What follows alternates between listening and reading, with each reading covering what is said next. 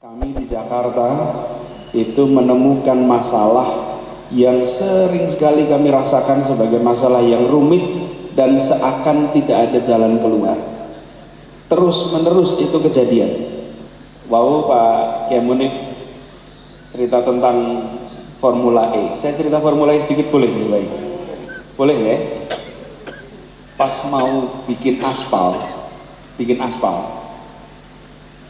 saking kita itu rumian niku Pak Yai, sedaya survei kula kalih sandi ini selalu nomor 3. Mboten nate nomor 2 apalagi nomor 1. Terus kita tuh sampai mikir, niki survei publik nopo aspirasi surveyor ya.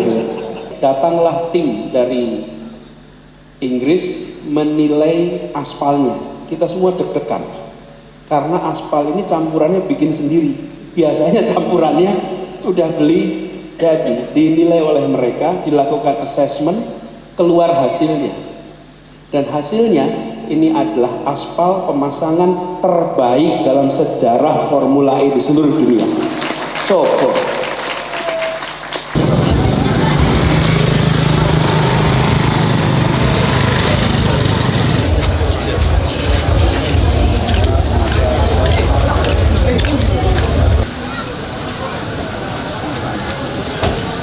Diputin.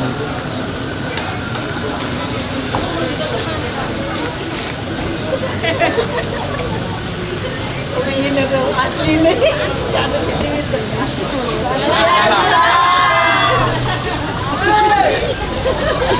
Ayo permisi yo. Ayo permisi. Halo Muhammad.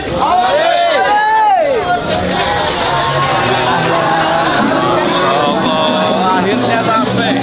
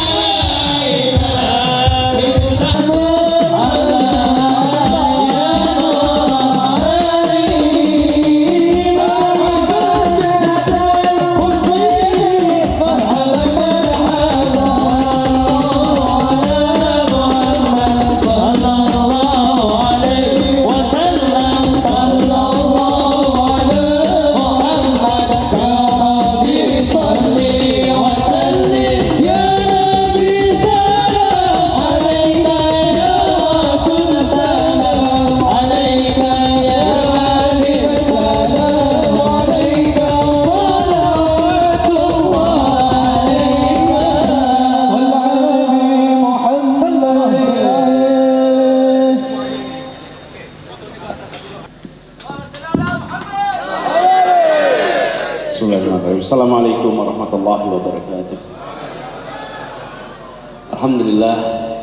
Alhamdulillahilladzi arsala rasulahu bil huda wa dinil haqq liyudhhirahu 'ala dini kullihi wa kafa billahi shahida.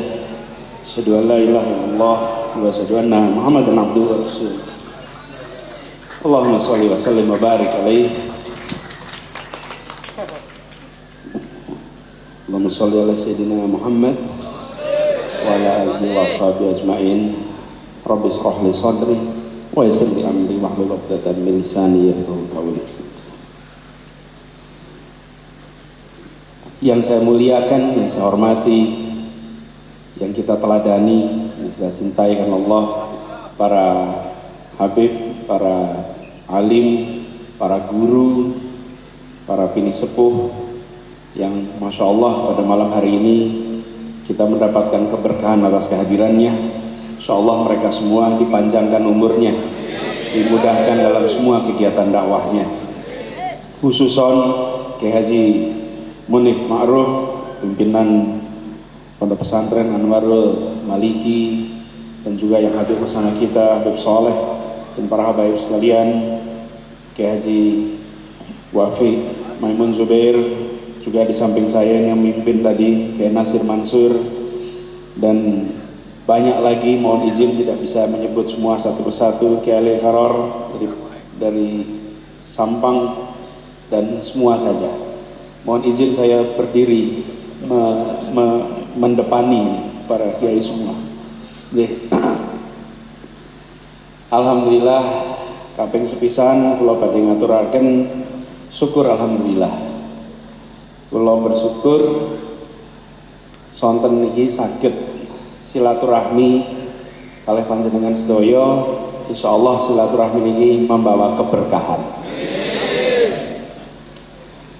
Dados Kiai Munif kinten-kinten Ramadan deh, ya Munif. Ramadan rumin diskusi panjang lebar tentang kondisi kita ke depan. Insya Allah apa yang selama ini diperjuangkan akan diteruskan perjuangannya. Saya ingin menyampaikan kepada para alim, para kiai, para habaib dan jamaah semua rasa syukur, terima kasih atas kiriman doanya selama ini. Kami di Jakarta itu menemukan masalah yang sering sekali kami rasakan sebagai masalah yang rumit dan seakan tidak ada jalan keluar. Terus menerus itu kejadian, terus menerus. Tapi juga terus menerus Allah kirimkan jalan-jalan keluar dari rute yang tidak terkira sebelumnya. Dan itu semua kami yakini karena kiriman doa dari tempat-tempat yang kami tidak dengar, dari tempat-tempat yang kami tidak lihat, tapi kami rasakan di Jakarta. Semenjak mulai saat pilkada itu sendiri, rumiyin niku Pak Yai, sedaya survei kula kalih sandi ini selalu nomor 3, mboten nate nomor 2 apalagi nomor 1. Terus kita tuh sampai mikir niki survei publik nopo aspirasi surveyor ya. Sekarang juga gitu, semua survei itu muncul hasilnya kami selalu nomor 3. Bahkan pemilu itu masih 8 bulan lagi, tapi surveinya rasanya setiap minggu ada survei. Ini survei menangkap opini atau survei membentuk opini. Nah, tapi alhamdulillah Allah berikan amanat itu kepada kami, dan insya Allah kami jalankan amanat itu dengan sebaik-baiknya. Boleh cerita nih Pak sini? Sakit? Ini cerita tentang bagaimana kerumitan itu terjadi. Wow, Pak Kiai Munif cerita tentang Formula E. Saya cerita Formula E sedikit boleh nih, Pak? Boleh ya? Pas mau bikin aspal, saking kita itu diblok sama semua. Penjual aspal itu tidak mau menjual aspalnya. Lo coba gimana? Kita mau beli loh ini, bukan minta sumbangan loh. Kita ini mau beli, yang punya itu tidak mau menjual, dan semuanya juga bilang minta maaf sekali, kami nggak berani jual, nggak mau jual. Apa itu bukan aspal polos, aspal yang sudah dicampur. Panjenengan sedaya pasti tahu apa semen yang dicampuran kalau untuk cor-coran itu kan sudah dicampur semen, pasir, batu. Nah ini aspal yang sudah dicampur begitu, itu tidak mau dijual.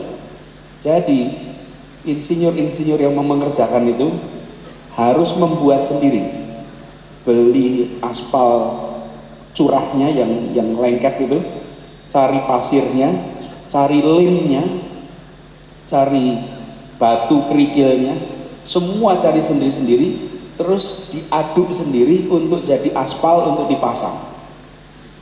Lah itu beli limnya aja harus ke Jerman karena ada spesifikasinya khusus. Karena ini aspal untuk balapan mobil, bukan aspal untuk di jalan-jalan biasa. Mencari lalu, tidak punya molen untuk ngaduk aspal, yang punya itu molen untuk ngaduk semen, nggak punya molen untuk ngaduk aspal.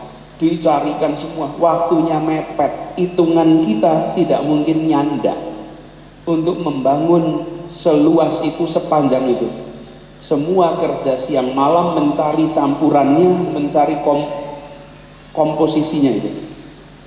Akhirnya ditemukan semuanya, dikerjakan, dan ketika mengerjakan 3 molen rusak. Karena molen itu biasa dipakai untuk semen, dipakai untuk aspal, lebih lengket daripada semen. Ngaduk itu rusak. Sampai 3 kali molen raksasa itu. Jadi bukan molen kontraktor kecil itu.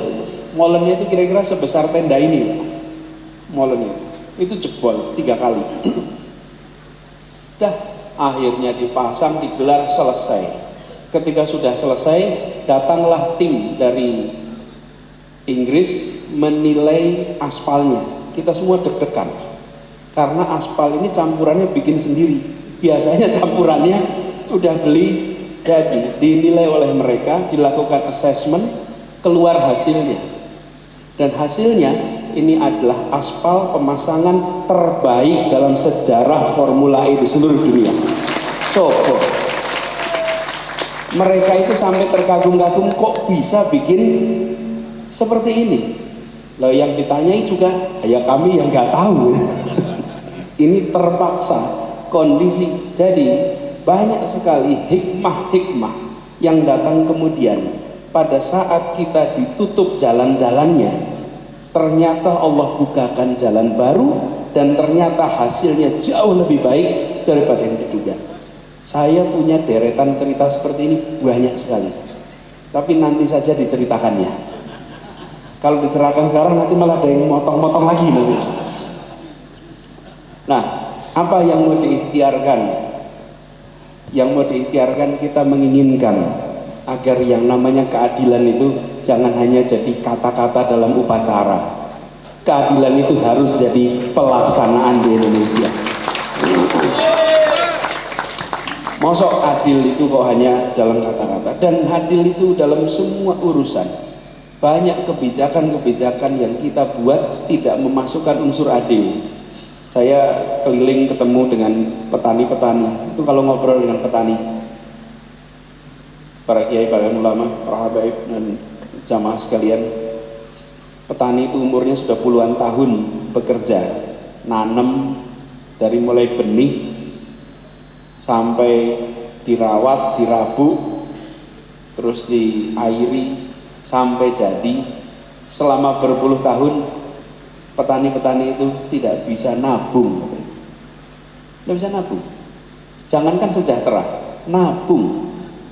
Nabung itu kan pangkal sejahtera. Lah kalau nabung aja tidak bisa, bagaimana meningkat kesejahteraannya? Betul tidak? Berasnya sampai di kita, kita nikmati berasnya, kita syukuri. Tapi mereka yang bekerja membuat beras itu hadir di meja-meja makan kita tidak pernah merasakan kesejahteraan. Nah, tapi karena ini sudah terlalu lama, sehingga banyak yang tidak merasa itu masalah. Kalau ngobrol kali petani, pripun ngabar, wah susah ceritanya. Tapi ketika ditanya, nerimoin pandum, Mbak.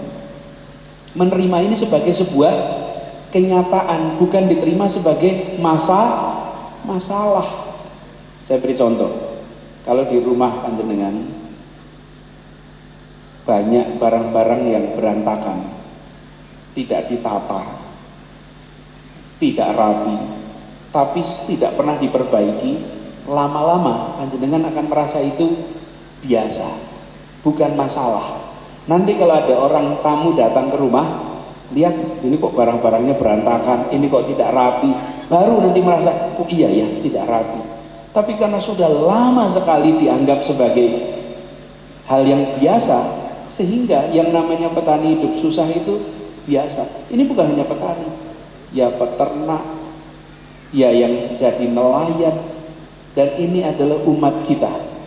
Karena itulah kita harus mengikhtiarkan namanya adil itu di dalam langkah-langkah yang nyata. Mohon doanya ini bisa terlaksana. Dan keadilan itu saya sering gambarkan seperti ini, baik. Kalau kita ketemu jamaah, itu sering jamaah rame-rame rebutan selfie. Rebutan selfie, betul nggak Pak? Mau selfie, panis rame-rame selfie. Itu pas lagi uyuyuan selfie, nanti terus ada yang bilang, sudah, panis sudah capek. Saya perhatikan yang bilang itu yang sudah selfie. Iya, nggak ada yang bilang itu yang belum selfie. Yang bilang udah yang selfie. Banyak dari kita dulunya hidupnya susah, ketika sekarang sudah makmur lupa sama yang masih susah. Betul nggak ya? Iya, dulunya ikut rebutan selfie, begitu sudah dapat, sudah, saya sudah dapat toh, lalu bilang sudah ya, sudah. Nggak boleh. Republik ini ya seperti itu, kita harus mengikhtiarkan semua dapat kesempatan yang sama. Insya Allah dengan begitu maka yang namanya adil itu betul-betul bisa kita wujudkan. Perjuangannya besar, tapi insya Allah tidak berat. Berat ringan ini soal ridho dari Allah. Bila kita dapat ridhonya yang besar itu jadi ringan. Karena itu mohon para kiai, para habaib doakan agar perjalanan ini menjadi perjalanan yang diringankan, menjadi perjalanan yang dimudahkan, menjadi perjalanan yang selalu didekatkan dengan amanah, didekatkan dengan istiqomah, didekatkan dengan ikhlas, sehingga bisa membawa kita semua sama-sama untuk membuat bangsa ini, negeri ini, kalau bahasa Jawa gemah ripah loh jinawi baldatun toyibatun warobun ghafur. Mbok menawi makaten Pak Yai kang saged kula aturaken, kurang lebihnya mohon dimaafkan. Wallahu muwaffiq ila aqwamit thoriq. Assalamualaikum warahmatullahi wabarakatuh.